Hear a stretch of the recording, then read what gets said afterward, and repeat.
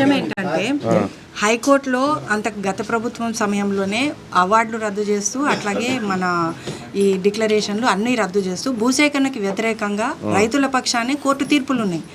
ఆ విషయంలో ఇప్పటి వరకు కూడా ఆన్లైన్ ఎక్కించమని కూడా కోర్టు తీర్పు ఉంది. అది అమలు పరచమని చెప్తున్నాం మేము. అది అమలు పరిపిస్తామని చెప్పిర్రు. అది ఎన్ని రోజులు అయింది సార్? ఇప్పుడు 14 నెలలు 15 నెలలు అయింది సార్.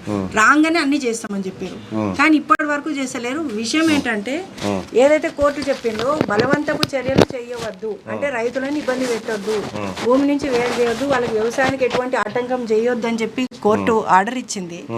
ఆర్డర్ ఇచ్చిన దాన్ని అది కోదండరెడ్డి గారికి తెలుసు, మల్లెడ్డి రంగారెడ్డి గారికి తెలుసు, అందరికీ తెలుసు.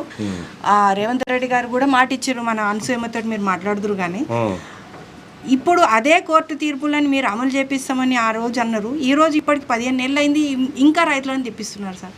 ఇంకా ఘోరం ఏంటంటే మొన్నటిదాకా అయితే కనీసం రైతు బంధు వచ్చేది అందరికి, ఇప్పుడు మొత్తం అందరికీ రైతు బంధు మొత్తం కట్ చేసారు. మొత్తం ఫార్మాసిటీలో ఉన్న భూములు ఎవరైతే కోర్టు నుంచి స్టే తెచ్చుకున్న రైతులు అందరికీ కూడా ఇంకా ఘోరంగా అందరికీ కూడా తీసేసారు.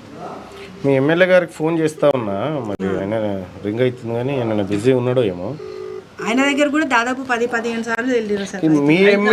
మీ ఎమ్మెల్యే కట్టె పట్టుకుంటే ఆగుతా కలెక్టర్ చేయడా?